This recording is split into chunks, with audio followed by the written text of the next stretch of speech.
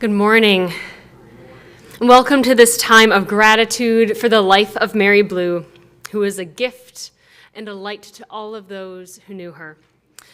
We gather today to comfort and to support one another in our common loss, to rest in gratitude for Mary's life and all that she gave us, and to commend our mom, our grandmother, and an incredible friend to the never-ending love and care of God.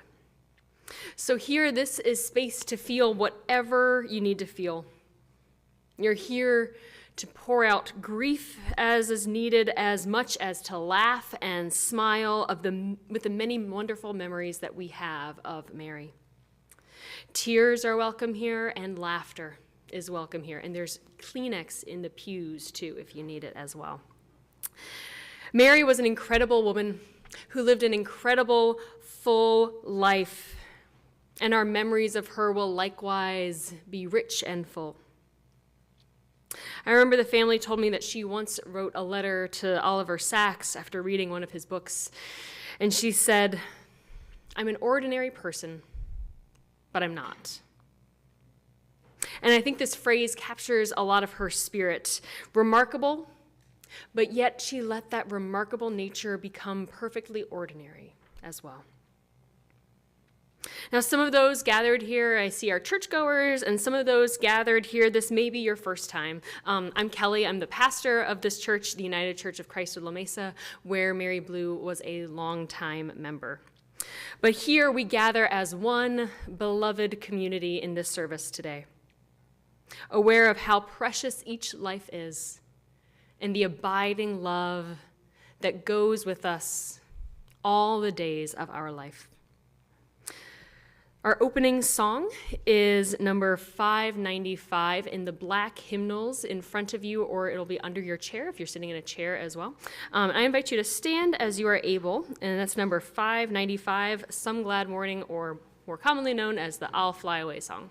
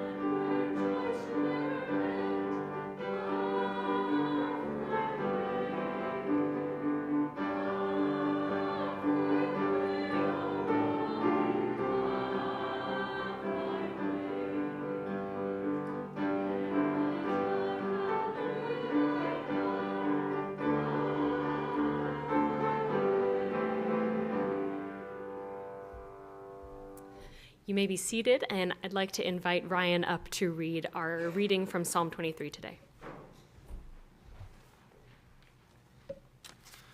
I'm one of Mary's grandsons, and I'll read Psalm 23, which is her favorite psalm. The Lord is my shepherd, I shall not want. He maketh me to lie down in green pastures. He leadeth me beside the still waters. He restoreth my soul. He leadeth me in the paths of righteousness for his name's sake. Yea, though I walk through the valley of the shadow of death, I will fear no evil, for thou art with me. Thy rod and thy staff, they comfort me. Thou preparest a table before me in the presence of mine enemies. Thou anointest my head with oil, my cup runneth over. Surely goodness and mercy shall follow me all the days of my life, and I will dwell in the house of the Lord forever.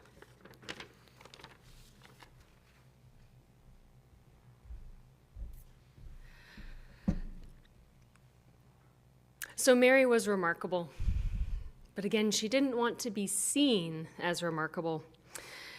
And whenever I would talk with Mary or call to check on her, especially as her health got a little more complicated in the last couple of years, she would almost invariably, when I was checking in with her, she'd be like, oh, sure, I'm fine. But how are you? Like, how's the new baby? Like, how are things at church? Like, she always wanted to check in with me and almost kind of brushed aside some of the what I almost wanted to check in with her on.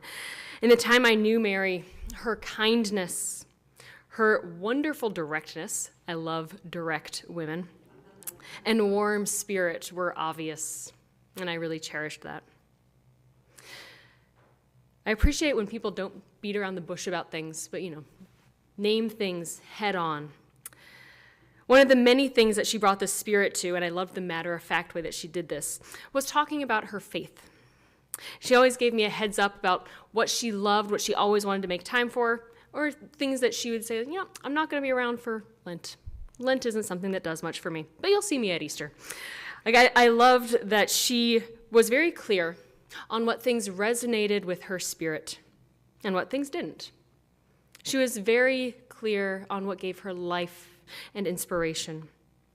And I so love when people know what gives them life, what stirs their spirits, and they know to make that a priority.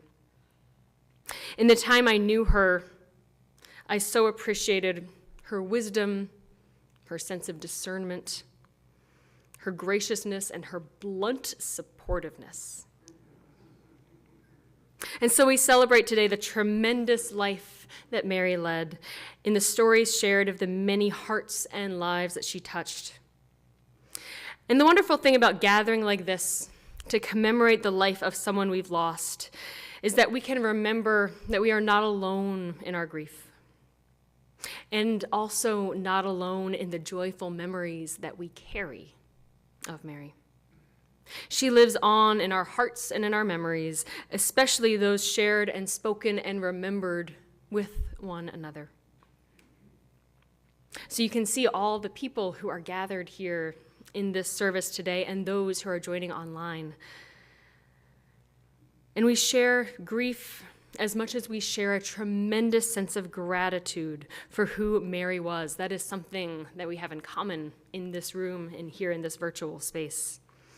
So there may be times when you feel sort of alone in your grief.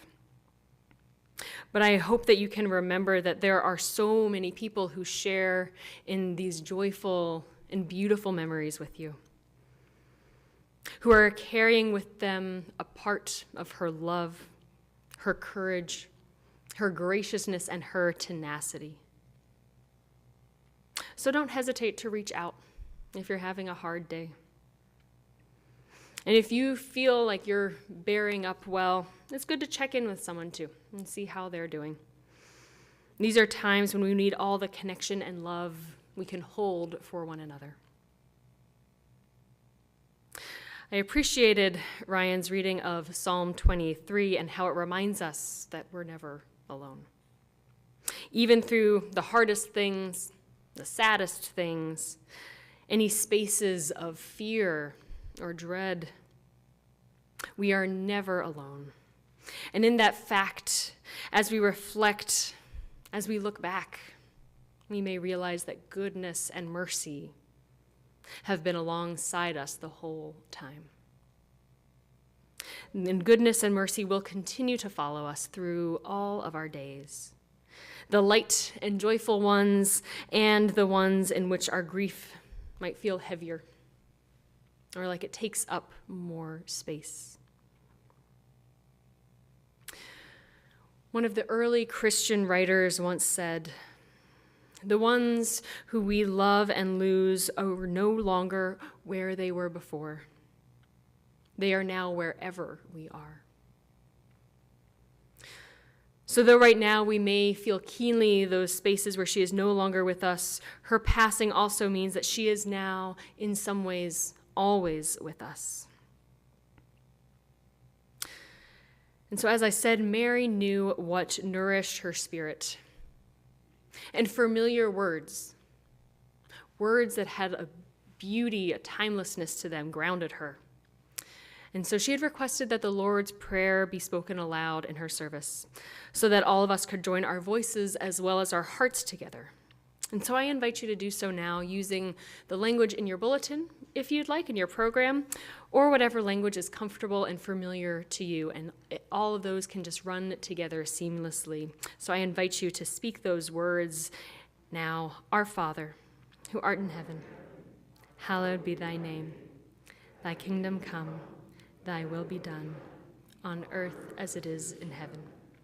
Give us this day our daily bread, and forgive us our trespasses, as we forgive those who trespass against us. And lead us not into temptation, but deliver us from evil. For thine is the kingdom, and the power, and the glory forever and ever. Amen. You can remain seated for our next song. It's Be Thou My Vision. It's printed in your programs.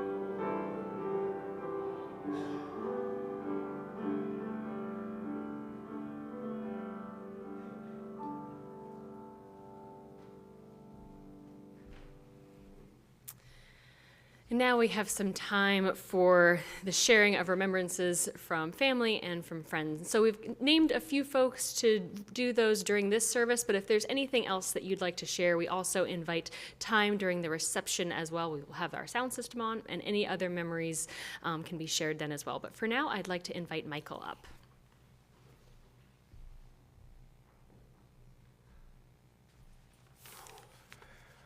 Good morning, everyone. My name is Michael Bannon, and I'm Mary's nephew. I will always associate Mary with a tree. And if you ever went walking with her on the sloping sidewalks of her neighborhood, you likely know the tree I mean. I don't know what species it is, and I can't remember whether Mary did either. But whenever I visited, she'd point us in its direction so that we could spend some time next to its huge, solid trunk, under its spreading canopy of leaves. And there, on a suburban corner, we would stand reminded of things beyond the daily routine, of the power and beauty of nature, of the passage of time, of what endures and what doesn't. Quietly, with no drama, Mary had steered us to a shared awareness that we were part of something larger than ourselves. What does it mean to be as powerfully rooted as that tree? To be that solid? It means growing season after season. It means surviving bad weather and dry spells, finding sustenance in sometimes unpromising soil. And it also means being able to offer comfort and a sense of belonging across the years. So you can see why I associated that tree with Mary. The last time I talked with her, it was on FaceTime with Dave's help. We'd spoken on the phone a few times, but I hadn't seen her since my last visit to San Diego several months before. There was no question things had changed, and that it was hard for her to keep up a sustained engagement. And yet, her voice was still the one I remembered from childhood, and she still used familiar turns of phrase that had always evoked for me the Midwest where she and my mother had grown up. Most important, it was obvious that she still loved us. I am grateful to have been shaded for so long by the leaves of that tree. Thank you.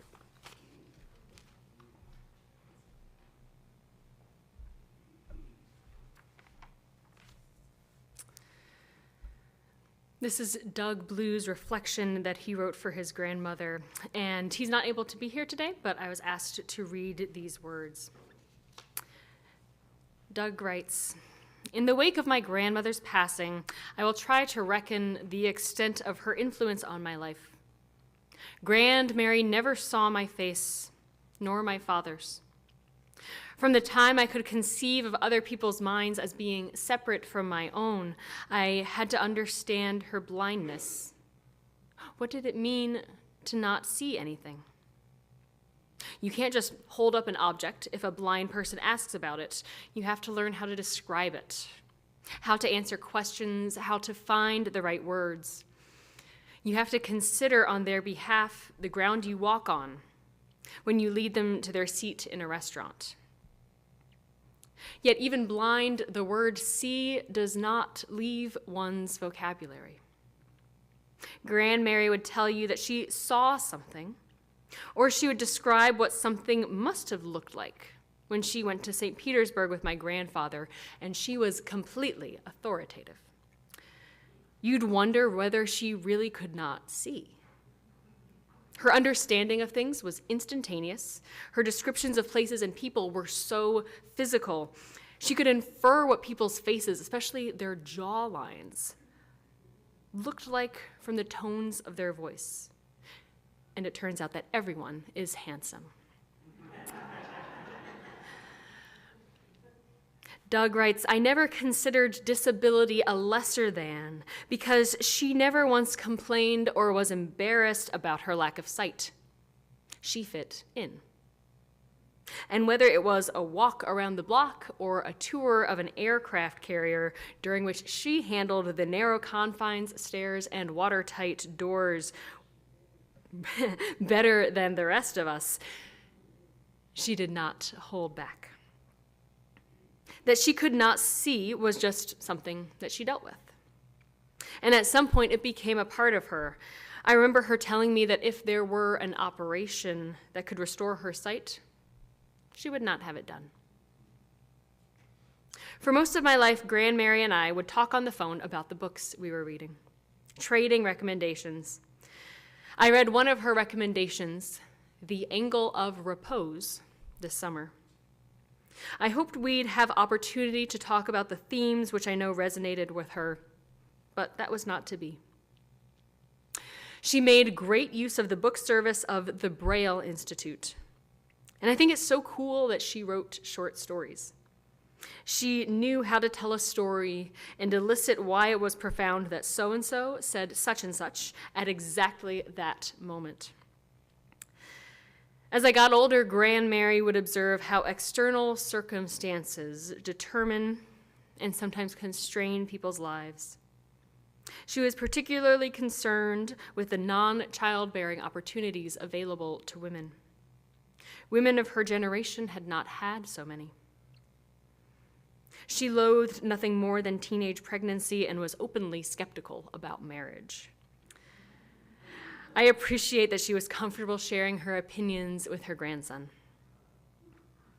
Throughout my life, Grand Mary had been going to meetings on Saturday mornings. They were social occasions, for she would explain what could be learned about life from what people shared at them. When I was older, she told me what those meetings are and why she attended them.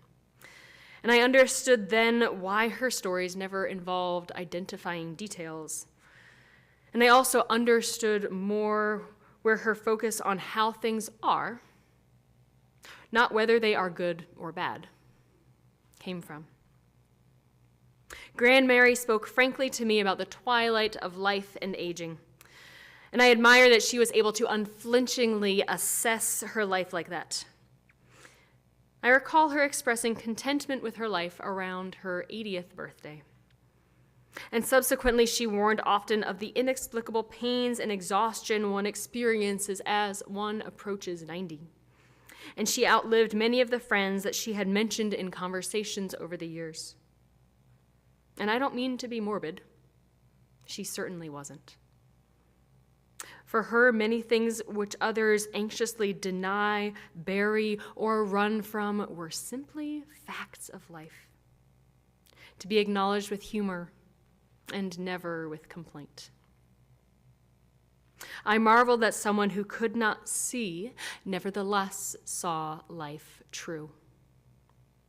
I'm thankful she shared her point of view with me, and I carry it forward. Rest in peace, Grand Mary. And now, Esther Weber has some remembrances compiled from church members here at UCCLM.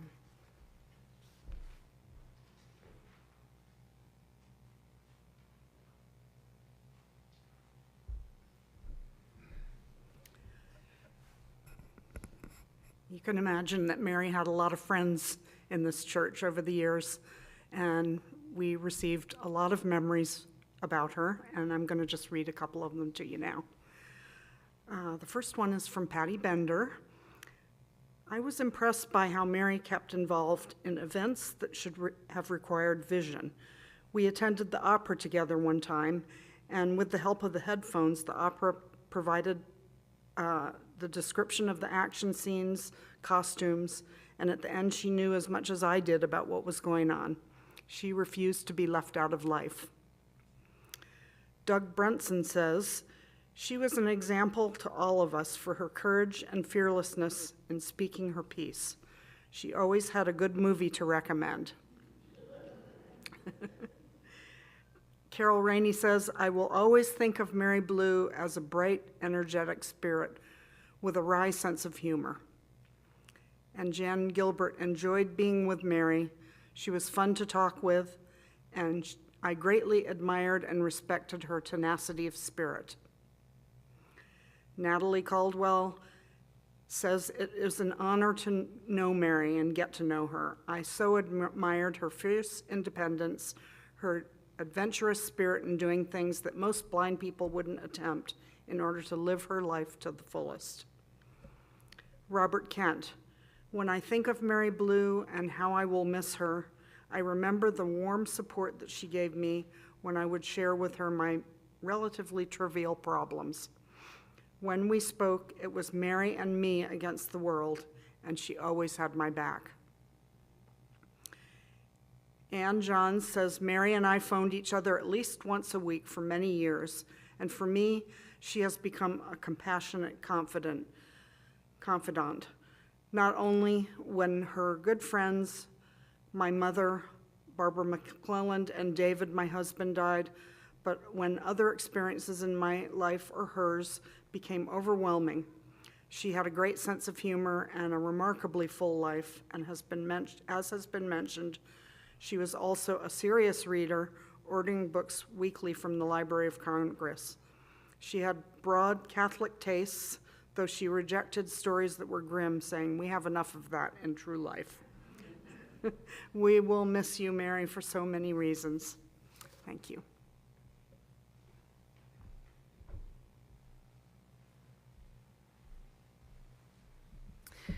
And so now, one other request that Mary had had was to read the Serenity Prayer during her service as well. So I invite you to turn in your bulletins to the Serenity Prayer and to join our voices as well as our hearts together for this prayer that she uttered so often throughout her life.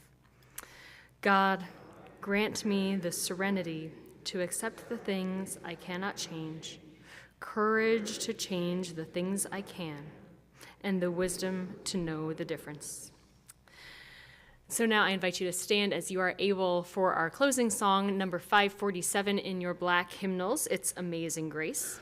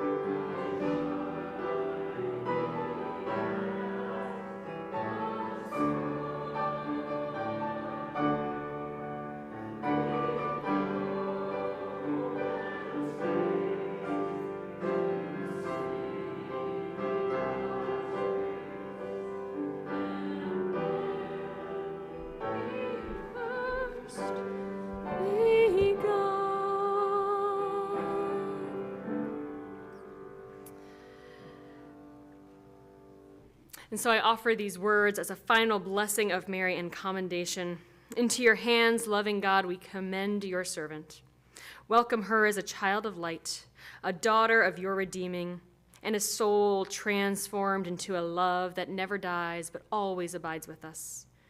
Receive her into the arms of your mercy into the blessed rest of everlasting peace, and into the company of the saints of light. Amen.